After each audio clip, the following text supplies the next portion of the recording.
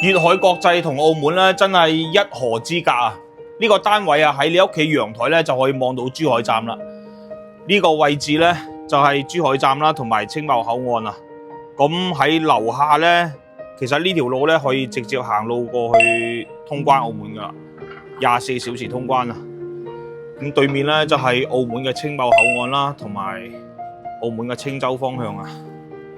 粵海國際106平方3房，咁咧呢個單位咧，我哋依家係全程都冇開燈影嘅，就唔係話業主交唔起電費啊！呢套樓一個採光咧太好啦，嗱廚房啊佢都係冇開窗啊，東南嘅朝向啦，所以咧佢嘅通風同埋採光都係一流嘅。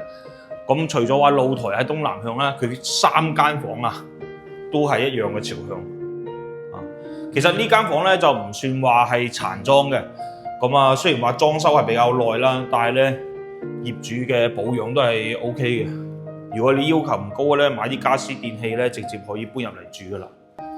粵海國際106個平方，3房2廳2個洗手間，而且咧呢個單位咧佢仲係多咗個儲物室俾你嘅。雖然話細細地，但係都可以放啲雜物啊。咁啊，除咗呢個單位咧，我手上邊咧仲有60-70套啦，粵海國際嘅。咁呢個咁今日影呢個咧就106平方啦，就首期咧圍到30零萬嘅，喺屋企一落樓就可以直接過關澳門。有興趣嘅朋友歡迎評論區留言或者約我實地睇樓啊！Thank you。